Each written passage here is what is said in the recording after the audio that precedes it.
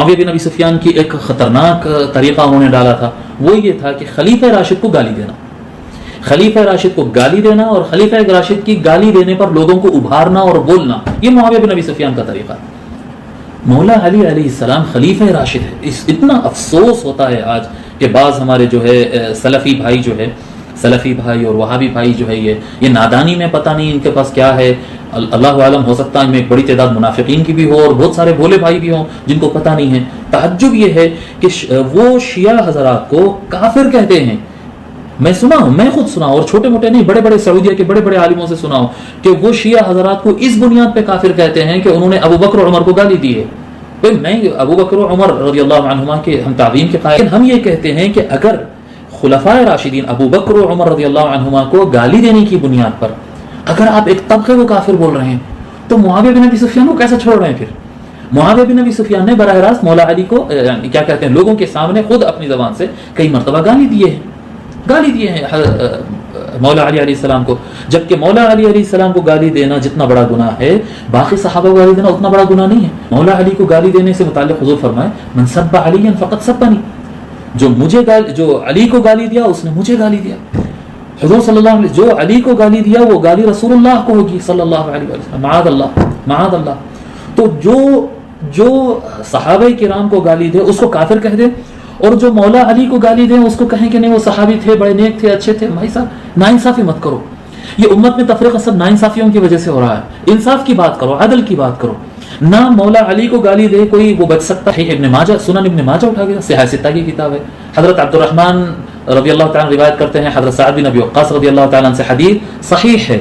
और क्योंकि हमारे सलफ़ी भाई ज़रा जल्दी नाराज़ हो जाते हैं और मानते नहीं जल्दी हदीस को सहीह, उनके लिए बता रहा हूँ कि अलबानी ने भी इसको सहीह कहा है, नासिरुद्दीन अलबानी भी इसको सहीह करार दिया, और सारे अइम्मा के पास ये हदीस सहीह है, तकरीबन सारों के पास। हज़रत अब्दुर्रहमान रज़ियल्लाहु तआला रिवायत करते हैं कि सअद बिन अबी वक्कास रज़ियल्लाहु तआला कहते हैं कि मैं एक मरतबा, मुआविया जब आए थे, बाज़ अपने कई मरतबा हज किए थे, उसमें एक हज के लिए आए थे, तो वो मक्का मदीना आए हुए थे। मैं उनके खैमे में गया, मैं उनके पास गया। फ़ज़करू अलियन, तो वहाँ पर महफिल में जो है मौला अली का तज़किरा निकला। फ़नाला मिन्हु, तो मुआविया ने मौला अली को बुरा भला कहा। फ़नाला मिन्हु, अब बाज़ हज़रात उसकी तावील करने की कोशिश करते हैं, नहीं साहब, हाशियतुस सिंधी जो इमाम इब्न माजा की सबसे बड़ी शरह है, आप उठाकर पढ़ लें, और मेरे पास बहुत सारे दलाइल हैं। मैं यहाँ पर मेरा मज़मून ये नहीं है, मैं उस पर नहीं जाऊँगा। मुआविया बिन अबी सुफियान ने उस महफिल में मौला अली को गाली दी। फ़नाला मिन्हु, मौला अली को उन्होंने बुरा भला कहा। फ़ग़ज़िब सअदुन, हज़रत सअद बिन अबी वक्कास रज़ियल्लाहु तआला अन्हु गुस्से में आ गए। वक़ाल, और उन्होंने कहा, तक़ूलु हाज़ा लिरजुलिन समिअतु रसूलल्लाह सल्लल्लाहु अलैहि वसल्लम यक़ूलु मन कुन्तु मौलाहु फ़अलियुन मौला। तुम उस शख्स के बारे में ऐसी बात कर रहे हो मुआविया, ऐसे खराब अल्फाज और ऐसे बुरी बात तुम जो है एक ऐसे शख्स के बारे में कह रहे हो जिनके बारे में रसूलुल्लाह सल्लल्लाहु अलैहि वसल्लम को मैं फरमाते हुए सुना, मन कुन्तु मौलाहु फ़हाज़ा अलियुन मौला, मैं जिसका मौला हूँ, फ़अलियुन मौला, मैं जिसका मौला हूँ, अली उसका मौला है। और भी आगे हदीस तवील है, मैं इतनी रिवायत लिया। तो ये खलीफा राशिद को गाली देना या खलीफा राशिद को गाली दिलवाना, ये सब रिवायतें हैं। इंशाअल्लाह ताला फ्यूचर में मौका दिया अल्लाह ताला तो मैं इंशाअल्लाह ताला वो भी बयान करूंगा कि कब कब कहाँ किस तरह से हुआ है। बाज़ाब्ता गाली मुआविया बिन अबी सुफियान ने मौला अली से मुताल्लिक़ गलत अल्फाज का इस्तेमाल भी किया है और लोगों को ऑर्डर भी दिया है। और अहलुस सुन्नह वल जमाअह में ये तरीका बिल्कुल नहीं है। जिससे इख्तिलाफ हुआ, मैं अभी भी आप मेरे अल्फाज सुन रहे हैं कि मुआविया बिन अबी सुफियान ने ऐसा किया, मुआविया बिन अबी सुफियान ऐसा करे, मुआविया बिन अबी सुफियान इख्तिलाफ किए, मैं इस तरह से करा अरा तुरा नहीं। अहलुस सुन्नह वल जमाअह ये तरीका नहीं सिखाते, भले कितना भी इख्तिलाफ हो, कितना भी शदीद इख्तिलाफ हो। और हमें यकीन है कि इन अल्फाज के बाद, इन कार्रवाइयों के बाद अल्लाह ताला शदीद मुहासबा करेगा, शदीद, और ये बहुत ख़तरनाक बात हो जाएगी। लेकिन क्या कहते हैं, मौला अली को, खलीफा राशिद को गाली देना और खलीफा राशिद को गाली देने का ऑर्डर देना, लोगों को राग़िब करना उनको गाली दो, ये किसकी सुन्नत है? ये किसका तरीका है? ये मुआविया बिन नबी सुफियान का तरीका है। मौला अली हुकूमत पर आए, खलीफा राशिद मौला अली अलैहिस्सलाम हुकूमत पर आए, उस वक्त मुआविया ने दिमश्क से ये कार्रवाई शुरू की, और मौला अली की शहादत और इमाम हसन की हुकूमत अलैहिस्सलाम के हुकूमत छोड़ने के बाद से पूरे मुल्क इस्लाम में जो है जगह जगह ऑर्डर हो गया कि अभी मिंबरों पर उनको गाली दी जाए। हर गवर्नर मौला अली को गाली देता है, हर जुम्मा पढ़ाने वाला गाली देता है। ये तरीका मुआविया का है। मुआविया बिन नबी सुफियान एंड कंपनी के पास तो गाली देना तो बहुत आम बात है। वो लोग तो मैं किताबों में पढ़ते रहता हूँ, मुझे पता है, वो लोग आपस में भी एक दूसरे को गालियां देते रहते थे। ہنسی مذاق مسخرہ پن میں ایسے گالیاں دیتے تھے جو میں شاید میرے سامنے کتاب رکھ دو اور بیان کرنے کے لیے بھی کہا جائے میں ایسے الفاظ نہیں بول سکتا ہوں. آپس میں ایسے گندے حرکتیں کرنا اور گندے گالیاں دینا ان کا اٹھنا بیٹھنا تھا. ان کا اٹھنے بیٹھنے میں وہی تھا. میں آپ کو گارنٹی دے رہا ہوں مولا آقا صلی اللہ علیہ وآلہ وسلم کے فرمان سے میں گارنٹی دے رہا ہوں. آج گارنٹی دے رہا ہوں, لکھ لو. جو اہل بیت سے محبت کرتا ہے, جو اہل بیت سے محبت کرتا ہے, تن سے من سے, دیکھو محبت کرے تو محبت نظر بھی آنا, زبانی محبت نہیں چلے گی. جی نہیں, ہم بہت اہل بیت کے چاہنے والے ہیں, 10 محرم کو شادی رکھے. نہیں, جھوٹی باتیں ہیں, جھوٹی باتیں ہیں. جب میرے آقا کے آنکھوں میں آنسو تھے, ابو ہریرہ کی آنکھوں میں آنسو تھے, عباس کے آنکھوں میں آنسو تھے, ام سلمہ کی آنکھوں میں آنسو تھے. جی سارے اہل بیت اور صحابہ کے آنکھ میں جس لمحے کو یاد کر کے آنسو رہتے تھے, وہ ٹائم پہ تو اپنی شادی کرے گا اور اس پہ فتویٰ لائے گا کہ جائز ہے. بابا شادی کر لے, جائز ہے, گارنٹی ہے تو مومن نہیں ہے. جو مانتے ہیں اللہ کی قسم رسول اللہ زندہ ہے, بولو کون مانتا ہے اللہ کے رسول زندہ ہے؟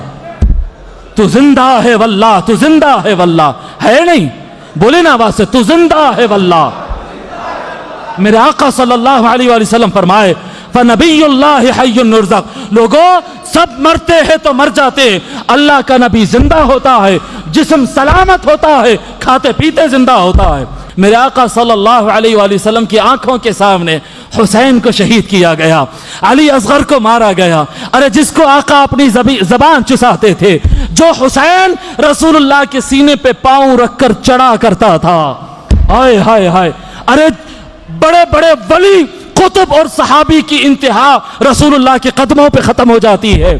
حسین اور حسن وہ واحد ذات ہے جو رسول اللہ کی انگلیاں پڑھ کر, صحابہ کے الفاظ ہے, صحابی کہتے میرے آنکھیں پھٹی پھٹی رہ گئی یہ نظارہ دیکھتے ہوئے کہ حسن و حسین کو آقا ایسے ہاتھ پکڑاتے تھے اور گود میں چلتے چلتے حسن و حسین پہلے آقا کے پیٹ پر پھر آقا کے سینے پر پاؤں رکھتے ہوئے اوپر چڑھتے تھے.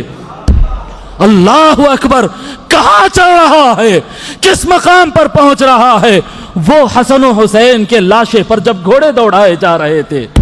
جی نہیں, شریعت میں تو شادی کرنا جائز ہے, سوگ 3 دن کا ہوتا ہے. آئے ہائے ہائے, ہوتی شادی کر لو, ہو جاتی صاحب شادی, فنکشن بھی کر لو, پٹاخے بھی پھوڑ لو, برتھڈے کا کیک بھی کاٹ لو نا, کیا گیا ہے. مگر میرے آقا صلی اللہ علیہ وآلہ وسلم قرآن کریم کے ذریعے اللہ کے آرڈر سے یہ فرمایا ہے کہ اہل بیت سے مودت واجب ہے, واجب ہے. اگر مجھے کسی سے محبت ہے, اس کے گھر میں انتقال ہو گیا, میرے جگری دوست کا انتقال ہو گیا, میں برتھڈے کا کیک کاٹوں گا. جم رہی ہے بات؟ جی میرے بالکل یار, میں جس کے لیے جان قربان کرتا ہوں, اتنی محبت کرتا ہوں, آج کے دن وہ مر گیا, میں آج کے دن شادی کا باجا بجاؤں گا, شہنائیاں ہمارے گھر میں بجیں گی, مہندیاں لگائی جائیں گی, گھر پہ لائٹنگ ہوں گی, کھانا پکا پکا کے کھلاؤں گا. جم رہی ہے یہ بات؟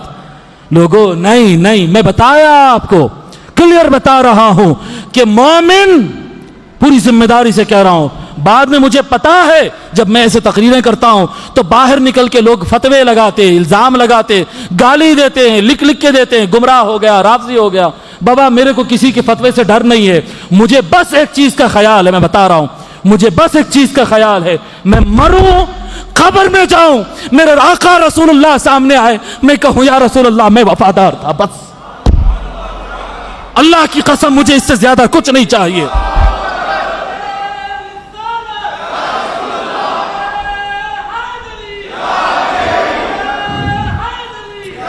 مجھے پرواہ نہیں ہے کہ کون سی جماعت والا کیا کہے گا, کون سا ملا کیا کہے گا. بس ایک چیز میرے سامنے ہے کہ آقا کے سامنے کھڑا ہوں تو آقا یہ نہ کہے اے میرے غلام, اے میرے امتی, تجھ سے میں خوش نہیں ہوں. نہیں, یہ نہیں میں سن سکتا. مجھے بس آقا چاہیے, بس آقا چاہیے, بس آقا چاہیے. نہ مجھے کسی کا لالچ ہے, نہ کسی مفتی اور فتوے اور غنڈے کا ڈر ہے. ان کے مقامات واضح کر دیے, اور جن کے بارے میں یہ کہا ہے حذیفہ ابن الیمان سے کہ وہ منافق ہیں, اور جنہوں نے اپنے نفاق کا احد کے غزوے کے موقع پر کھلم کھلا اظہار کیا, اور جو حضور کی وفات کے بعد مرتد ہو گئے, ان سب کے بارے میں بھی کھل کر بولیے. حقائق کو پیش کیجئے. یہ جو ایک عقیدہ گڑھا گیا ہے، جھوٹا عقیدہ، اور ملمہ سازی کر کے اہل سنت پر اس کو مڑھ دیا گیا ہے، جو صحابہ ہیں ان کے بیانات اس کے بالکل خلاف ہیں. ان کے بیانات پڑھیے حضرت حذیفہ کے، حضرت عمار کے، حضرت سعد ابن ابی وقاص کے، حضرت علی ابن ابی طالب کے، اور اس کے بعد آگے آئیے تو حضرت حسن کے، حضرت حسین کے. ان کے بیانات پڑھیے، وہ ہیں جو نمائندگی کر رہے ہیں. بعد کے جو ملا مولوی ہیں، جو بنی امیہ کے حاضر باش اور ان کے سرکاری مولوی بن گئے یا ان سے دباؤ میں رہے، جن میں سب سے بڑے مشہور صحابی اور جن کی 5000 حدیثیں ابو ہریرہ، ان کا حال یہ ہے کہ آدھی حدیثیں انہوں نے گول کر دی. اب یہ جملہ برا نہیں لگنا چاہیے، وہ خود کہتے ہیں اور بخاری روایت کرتے ہیں کہ حضور پاک علیہ السلام سے 2 خزانے میں نے لیے، ایک تو تمہیں بتا دیا، ایک نہیں بتایا، اس لیے کہ اگر میں اسے بتا دوں گا تو میری گردن کاٹ دیں گے. کون کاٹ دے گا؟ وہ کس دور میں تھے؟ ظاہر ہے کہ اس وقت گردن کاٹنے کی طاقت صرف اور صرف معاویہ کے پاس تھی، کیونکہ وہ انہی کے دور میں تھے. تو معلوم یہ ہوا کہ وہ ایک ظالم حکومت تھی جس کا خوف تھا. جو امراء تھے وہ ظالم تھے. اور صحیح روایت میں ہے کہ ایک موقع پر مروان کے سامنے ابو ہریرہ رضی اللہ تعالیٰ عنہ نے یہ کہا کہ میں تیرے سامنے نام بتا سکتا ہوں، لیکن پھر وہ بھی خاموش ہو گیا. تو حضرت ابو ہریرہ بھی سمجھ گئے کہ یہ موضوع چھیڑنا مناسب نہیں ہے، تو انہوں نے حدیثوں کا ایک بڑا ذخیرہ چھوڑ دیا. یہ ان کا بیان ہے. اب وہ حدیثیں اگر وہ بیان کرتے تو کتنا اچھا ہوتا. جو کام مہدی بعد میں آ کے کریں گے وہ اسی وقت ہو جاتا. تو نبی صلی اللہ علیہ وسلم نے حدیثیں بیان کی. کسی کو حق ہے کہ حضور کی حدیثوں کو چھپائے، حضور فتنوں اور ملاحم کے بارے میں بتائیں، اور پھر اس کے بعد کوئی ٹولہ یہ کہے کہ بھائی اس موضوع کو نہ چھیڑا جائے، مشاجرات. ارے یہ دھوکہ ہے، یہ دھوکہ ہے، یہ فراڈ ہے، یہ جھوٹ ہے.